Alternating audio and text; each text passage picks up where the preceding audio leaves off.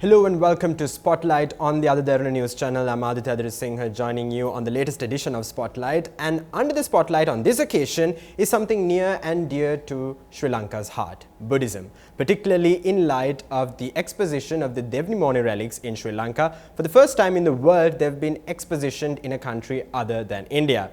Along with it, we also intend to discuss the civilizational ties between India and Sri Lanka, and the challenges posed to Buddhism in the modern world, and how Buddhism itself can offer the solutions to overcome these challenges. Now, joining our conversation is Mr. Abhijit Halder. Mr. Abhijit Halder, pleasure to have you with us.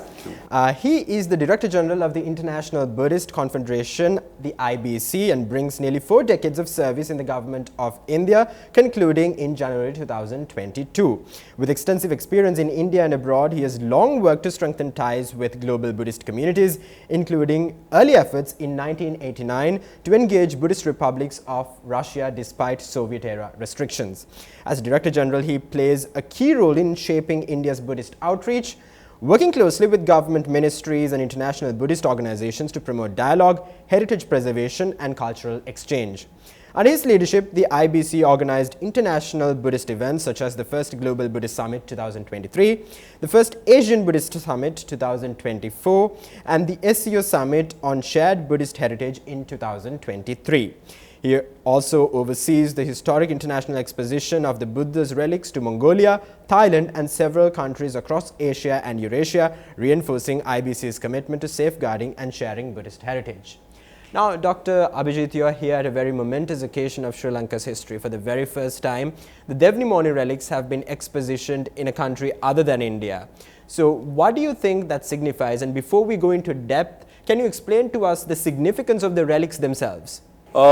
First of all, thank you for inviting me, and it's a happy occasion for all of us that we have been able to bring the sacred relic of the Buddha to your beautiful country, and that too the relics from Devnimori. Now, Devnimori is of course not much known otherwise. When you talk about Buddhist sites, you talk about Bodh Gaya, Sarnath, Vaishali, Kushinagar and all those sites, Lumbini in Nepal. But Devnimori has been an ancient Buddhist heritage site, and there are many such sites in India which we are increasingly discovering. Devnimori is important in the sense that the holy relics which have been found there, they have been found in a casket which clearly indicates that these are the body relics of the holy Buddha. And these relics have been excavated and found in 1960, but have been kept with the University of Baroda, where scientists and archaeologists and technical experts have examined the relic for its authenticity and have kept it very carefully. But when you take enormous care of a particular item, it becomes difficult to take it out of the country for exposition always. Yes, certainly. And so it was quite a challenging task to organize this entire exercise, and it started with our Honorable Prime Minister Sri Narendra Modi actually visiting your country and mentioning here that I will send the holy relics of the Buddha from Devnimori, and he happens to be from that particular state of Gujarat. State of Gujarat. And there is a place called Vadnagar, which is a little away from Devnimori, where the holy relics were found. And Vadnagar is the place of birth of Mr. Modi. Right. Okay. And Vadnagar is the place which also has significant Buddhist heritage. There is a beautiful museum called the Vadnagar Buddhist Museum. It is worth seeing, the kind of artifacts which have come out of that place. So a little known fact outside Vadnagar is something which we want to popularize. And we want the entire Buddhist world to know that there is this place called Devnimori and Vadnagar where you need to visit. And Honorable Prime Minister, that's why very passionately said that in Sri Lanka when he was there here last, that I want to send the Devnimori relics here. So we started working on it for quite some time, and finally it was his desire that it first visits, it travels out of the country and first visits Sri Lanka, because he has personally a lot of respect, value and understanding of Buddha Dhamma in Sri Lanka. Right. So, so that was a decision taken, and we decided to bring the holy relics for the first time to this place. Right. Now, it's interesting you said that, this event precedes, rather follows the Indian Prime Minister's visit to Sri Lanka.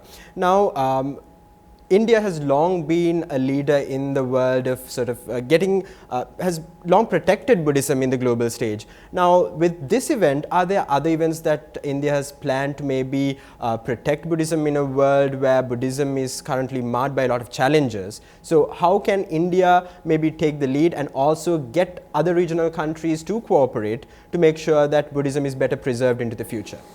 India and especially the present government is very, very intense and proactive in ensuring that our heritage, ancient heritage, and it's applicable for every country, should be with us. Right. And this is where, when we talk about Buddhism, there is an interesting event which happened. In 1898. There was this British gentleman in the British colonists were there at that time. So there was this gentleman by the name of William Pepe, right. Who was a landlord, and he lived in this place called Piprawa, which is in India, in Uttar Pradesh, along the border with Nepal. And there was a huge mound in the right. territory where he lived. On digging the mound, one found that there are holy relics of the Buddha kept there. Right. These are absolutely sacrosanct holy relics which have been ascertained. And when he took out the relic, he at that time gave the bone which was there to the government of Thailand. Oh, right. And there was some jewelry also with that, very small micro jewelries which are associated with the relic, kept in the same casket. Those he divided into two parts. One part he gave to the Indian Museum in Kolkata, in Calcutta. The other part he took with him to London. Right. And it stayed with his family for several years. Right. And his great grandson was actually now auctioning it through right. Sotheby's. Right. And it was happening in Hong Kong, in Sotheby's, Hong Kong. And we got news of this from different quarters. And, we could have just let it go because, right. It's happening and maybe you don't have any control over it. But this is where I'm coming to when you talk about what the government of India is doing in terms of preserving Buddhist heritage. We got into action, and the Ministry of Culture of the Government of India at the level of Prime Minister's office, full action was visible in terms of conveying to Sotheby's that look, this is the soul of the Buddha which you are selling. You can't do that. Right. And we in the IBC, we tried to muster support from Buddhist organizations from across the world to convey to Sotheby's that you can't sell the relic of the Buddha. Right. And surprisingly or not surprisingly, but it struck a note with Sotheby's, and they stopped the auction. Right. And after that, efforts were made to bring back these reliquaries from Hong Kong to India. And an Indian organization, very famously known as Godrej. Right. So they have a museum of their own in Mumbai. Okay. And they were looking at this particular holy relics for their own museum. So we sort of handheld them and managed to get the relics. They got the relics, and they handed it over to the government of India, and the Prime Minister announced when the relics arrived that we brought back our ancient heritage. And this year on 3rd of January, our Prime Minister in fact did the opening of these reliquaries. So the jewels which were there in the Indian Museum Calcutta were also brought to Delhi. Right. And these jewels from Hong Kong were also kept in Delhi, and they were brought together on 3rd of January. So it was a reunion of the Buddha's soul, you can say, in a way. Yes. And in a grand event on 3rd January, our Prime Minister mentioned that the underlining statement was that heritage belongs to us, and we need to share it with the world. It is not only with us, but it should not be sold. So I think this was a classic case of a strong message being sent to different countries by India, that you also need to make efforts of sustaining and securing and preserving your own heritage. Now, also, Mr. Halder, we have a lot of nations in the region of South Asia, Southeast Asia, where Buddhism is the predominant guiding philosophy of those countries, all the way from Thailand, Sri Lanka, Myanmar, Cambodia, even India. So it is also a great source of soft power in the diplomatic world as well. So what role does Buddhism play in the realm of international diplomacy, particularly in the South Asian region? Well, if you ask me, since I've been dealing with Buddhism for quite some time and know the nuances, I would actually refrain from using the word diplomacy, right. though, well, it is applicable. I mean, an international relations expert would somehow refer this to as diplomacy, soft diplomacy or whatever. But I personally feel it is more of, and I think to a great extent, this is the feeling actually our Honorable Prime Minister also has. These sentiments of people, you cannot, compare anything with the emotions and sentiments and feelings of the people. Whether it is strategy, whether it is tactics, whether it is diplomacy, sentiments and emotions transcend all borders. And the realization exists in our government that, there is so much of richness in Buddha Dhamma, in our country, so much of value that we have, which we can share with the Buddhist countries. So why not do it? And it's again, what you said is absolutely right. All these countries which you named, there is tremendous faith, and it is unbelievable. In fact, if I have to mention, when we go to some of these countries with the holy relics, irrespective of the diplomacy or whatever you're talking about, but when we go, the ordinary man on the street is not bothered about strategy or tactics. We have people who are lined up since 4:30 in the morning, 5-kilometer queue in Vietnam with umbrellas open. And when you look at them, you just wonder, that much of patience and that much of belief they have in this faith, devotion, commitment. We have had, monks, I was just telling someone, we've had monks in the airport tarmac bowing to the Air Force aircraft. Air Force aircraft is a military aircraft. I mean, it must be doing some military work some other time, but this time it is bringing the holy relics. They're bowing to the aircraft, saluting it for bringing the blessed Buddha to their land. These kind of, similarly here, the sentiments, there were people with the teardrops in their eyes, yesterday we saw. And it's to do with the entire dynamics. We always find something very interesting play of nature which happens when we bring the relic in. We never mention this in advance in a particular country because, if suppose nothing happens, one of the things which you always talk about is the rain. In Buddha Dhamma also, it rained. And it rained amazingly. When we landed, it didn't rain. When the relic was placed in the temple, it was still sunny when we went in. And when it was opened, I was told by someone that, sir, it has rained. And I said, now you can talk about it, that we are blessed. And beautiful rain we had, and I think, these are all aspects which are associated with the sacred relic, which transcend your diplomacy and other things. I mean, of course, the fallout could be many. One can juxtapose and think of it. But for us, it is more of the touching, the healing, the positive message of compassion, wisdom, non-violence, especially in this world, which is very complex. And in the UN, our Prime Minister has mentioned that in Hindi, it actually rhymes very well. He says, "Humne dunya ko yudh nahi budh diya." Yudh is war, and budh is budh. So he says, we have given to the world the Buddha, but not the conflict. Right. So it's well, that's the sentiment we sort of enjoy when we take the sacred relics all across. You touched upon a very interesting topic that I think is the perfect segue into our next question. Now, non-violence, compassion, harmony, that's the essence of the Lord Buddha's teaching. However, that being said, a lot of the South Asian countries that we see, even including Sri Lanka, there's a lot of conflict, there's a lot of strife, there's a lot of grief. And that grief is often a byproduct of war and conflict. So with Buddhism teaching compassion, loving kindness and all of that, where is this mismatch in your perspective, and what can we take from Buddhism to avoid this conflict and grief? I think, it's very deep.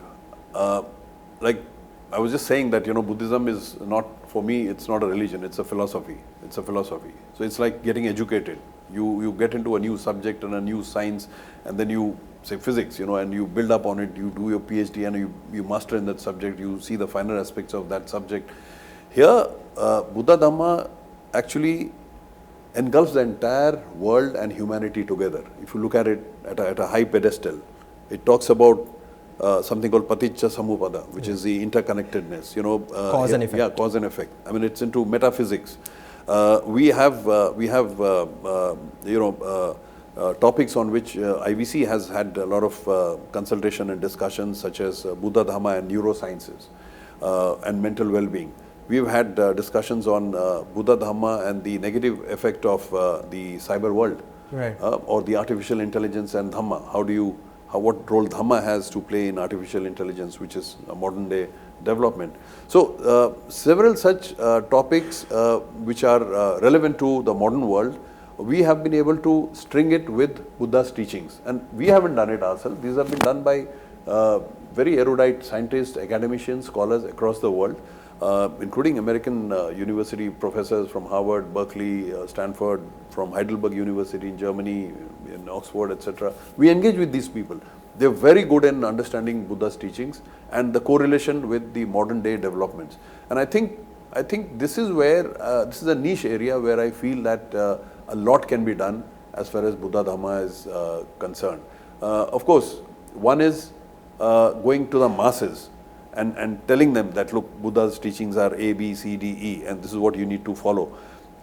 We do that in terms of ingraining people into mindfulness, understanding certain aspects of meditation, certain aspects of breathing, which certainly resolve a lot of your day-to-day problems, anxiety, stress, etc. But at a higher level, we have taken on to these critical subjects of neurosciences, artificial intelligence, mental well-being, peace and conflict studies and Dhamma. And we're trying to introduce this in a manner that it goes into universities, it goes into academic institutions, so that people who are coming up as future citizens are able to understand things in a better perspective through the Buddha's teachings. Right, I think with that we can head into a short break. We are in conversation with Mr. Abhijit Halder. This is Spotlight with the Other Derana News Channel. Welcome back. You're joining Spotlight on the Other Derana News Channel. I'm Aditya Singha in conversation with Mr. Abhijit Halder. Now, Mr. Halder, previously we were speaking about the role that, rather the challenges that Buddhism can help overcome. Now, when you think about it, Buddhism is also marred by a lot of challenges in the present day. So, in your perspective, having visited countries around the world since the 1980s, what challenges do you see posed against Buddhism and how can we overcome them?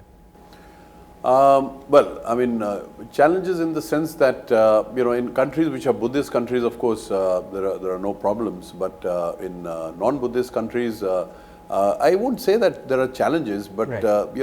Buddhism happens to be a very soft, mellowed kind of practice, more to do with the self. The Buddha used to always say that, Buddha lived at a time when religious practices were very stringent. Yes. And he would tell people at that time that you can listen to your gurus, you can listen to your saints, you can also listen to me, but don't follow any one of them, don't even follow me. Follow what your heart and mind tells you. Kalama Sutra. Absolutely. So that is what is relevant here. And, we feel that in this modern world, this is a realization which people should have, irrespective of whichever government you are part of, irrespective of whatever is happening in your country. Realize where you are, what you're doing, and in which manner are you contributing to the society, keeping in view the Four Noble Truths and the Eightfold Path of the Buddha. Mindfulness is something which I always, ask everybody to follow. It is extremely difficult to, when you talk about Vipassana meditation, I would say that, as many institutions in any government or any country should practice Vipassana. It's easier said than done, but it is doable. For instance, in the government of Maharashtra in India, the government actually gives leave for 7 or 10 days to people, paid leave to undergo Vipassana. Right. Because, Vipassana, you know it very well, you're quite familiar with the subject of Buddhism. So, Vipassana gives you that orientation of being a balanced person and self-realization. Yes. As to what are you, who are you in this planet. And if this feeling of realization goes up the ladder among bureaucrats, politicians, academicians, imagine what a wonderful place we would be in. Certainly. So Maharashtra is actually practicing that. Even a lot of politicians are sort of and academicians are doing Vipassana practice. You're not forced to do it, but then the situation is created for you to go into it. I mean, anybody would love to. So one of the things which I feel is this is what is needed. The other thing is mindfulness, easier to adopt. I mean, the word is very simple. Being very mindful means being very attentive, but it's more than that. Plus, Mr. Halder, if I may interject, it's not strictly a religious practice. Mindfulness is open to people of all faiths. Absolutely. I mean, if you go into any faith and all, but so the practice of mindfulness in the sense that whatever you do during the course of the day, there are negativities which are dominating the positivities. When you look at the kind of information, dose which you have, excessive information dose which is coming into you, 75-80% of it is probably farce. It is probably disinformation. But since you have the handheld equipment in your hand and that's like part of your body, you're getting an overdose of negative information. These are the times when mindfulness is very much needed, and I think social divisions, what you're trying to probably touch on is religious divides in countries, ethnic divides, caste differences. All of these could be hindering the growth of Buddha Dhamma. But I always feel that Buddha Dhamma transcends all of this. Certainly. Like I said, it's the human being himself. And the Buddha, and Buddha always said that you don't have to pray to me. There's a beautiful statue of Buddha which we see everywhere. He never desired that there should be a statue and people should pray. It's just that it gives us a serene feeling, so we have it around. So it is your own realization. I think this is what we fully try to push in every country possible, and our endeavor is, it's a big challenge to make sure that even countries where there are difficulties, where people are facing difficult times, we will try to, through various institutions, introduce these core value systems of the Buddha to make life easy for people and expect that the fallout would be positive in the overall dynamics. Right. So now, India, there are a lot of Buddhist sites, Bodh Gaya and then Saranath, and just the list goes on. And even the neighboring countries, Nepal shares a lot of heritage, Buddhist heritage, rather having the site that where the Buddha was born, particularly. So, does the government of India have any plans to maybe set up a trail? I believe there is already plans, there is already a program as such as well. Can you please expand on those initiatives? So there is, you see, in India, these sites are pretty well spread out. Yes. And there are a lot of private tour operators who easily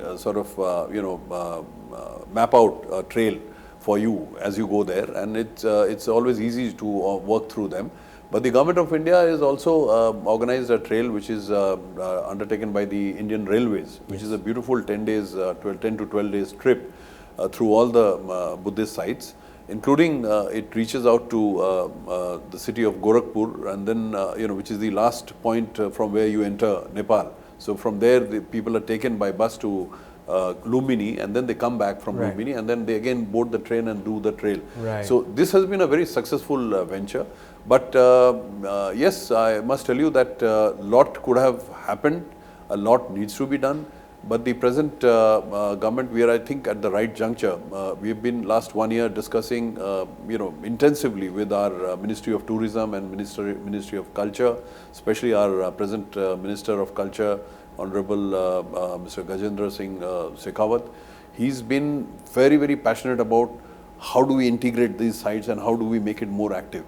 So he's trying to find out places and land areas where there can be a hub for people to rest in between traveling to various sites, and also better connectivity using modern day transportation other than the private side. This is in the works. This is going to happen very soon. We are also trying to develop interesting sites. You mentioned about Lumbini. So IBC, which is my organization, our organization, we are building actually a beautiful India International Center for Buddhist culture and heritage in Lumbini. It will come out as a beautiful structure. It is sort of paying our gratitude to the birthplace of the Buddha. Many countries have their monasteries there, but we are going to have a beautiful center. It's almost 95% complete, and in the month of March or April, there will be big news of launching of this particular monastery, and the government of Nepal is working very closely with us to ensure that this structure comes out as one of the unique structures. Again, coming back to Gujarat, since Gujarat is in the limelight, we don't talk about it much because until things happen you don't say much, but there is going to be a massive site coming up in Devnimori, and massive in the sense that it will be spread over probably about 100 acres, and it will probably be a dream city, which is something which is in the mind of our Honorable Prime Minister. Obviously such a large scale project is going to take time, but it's going to be a beautiful site with pagodas, with the Buddha statue, with towers, with an international enclave completely, right, where land would be given to international organizations and countries, right, to build their own monasteries. Right. So these are some of the things which we are doing. There is another project which is coming up in Delhi, which is again under wraps. I don't want to talk about right, it. You will see it in the next 2 years. Amazing project, again associated with Buddhism. Right. Now with that, we hear a lot of international initiatives being driven with India at its helm. So how can Sri Lanka, Japan, Cambodia, Vietnam, Myanmar, countries like that contribute to this effort? So in most of the places what we are doing is we have, we give due regard and respect to the fact that, countries like the ones which you mentioned, including Sri Lanka, have absolutely devout Buddhist followers and deeply ingrained value systems of the Buddha. And with due respect to all of these countries, in any venture that we are going to start now, we are earmarking a patch of land and a place where these countries can be present physically.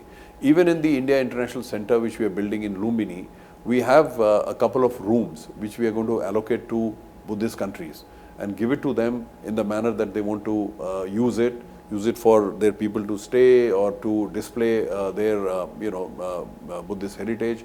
Likewise, even in Devnimori, the project which I mentioned, there's a huge patch of land they've earmarked facing the lake on a hillock, beautiful site, where we'll have Cambodia, Vietnam, Sri Lanka and others given space to express their heritage there.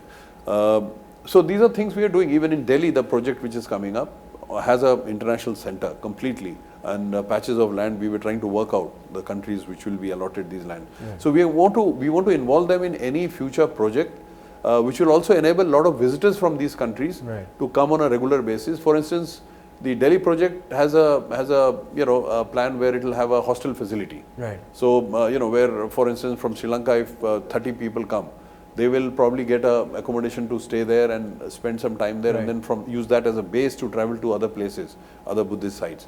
So those kind of arrangements are being made. And of course, at the philosophical level, at the academic level, we indulge a lot of people from these countries to learn from them. I don't know if, very few people know about it, that IBC, the organization which we represent, I think this is going to be a takeaway as far as Sri Lanka is concerned.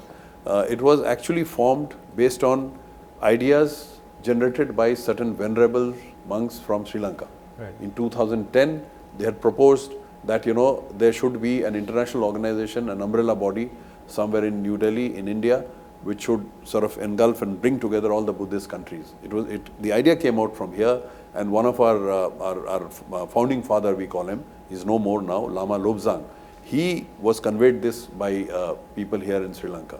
Right. And he came back with that idea, and it was taken positively. Then he traveled to different countries, to Mongolia, Vietnam, Korea, Japan.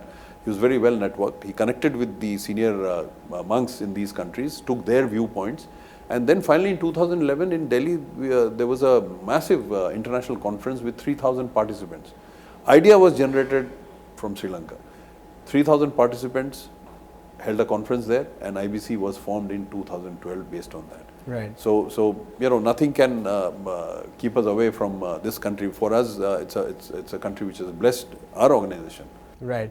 So with that, is there one final message you can give to Buddhists all around the world in light of the challenges of the present day and how they can overcome those challenges with the teachings of the Buddha? I think one of the things which I'll always tell everyone is that practice mindfulness. This is something which is which is primarily training yourself to be on the spot at the moment, and that is extremely important. Most of our distractions are due to erratic, multifaceted action that we do, not in a focused manner. It needs a little bit of training. I think there's a lot of material which you will get on the net also on how to practice mindfulness. Secondly, I would always say that you have to, you are living in a world where your dependency on electronic gadgets is too much. I always tell everyone that half an hour before you go to sleep, don't touch the mobile phone. Right. Have a clean, serene mood to yourself and think during that half an hour about what have you done since morning. Right. Just your meetings, your visit to so-and-so place, you lost your keys, how you found it, where you traveled, who did you argue with, who nicely spoke to you. Go through it. That's brain training, and that's what mindfulness is. Right. And go to sleep with that thought. Likewise, in the morning when you wake up, half an hour. Don't wake up just to drop your phone with your eyes still shut and looking for your phone. Don't do that. Half an hour, just leave to yourself. Think of the day ahead. Just this is something which I think is very basic, which you should start, which comes from the Buddha's teachings. Right, thank you so much, Mr. Abhijit Halder.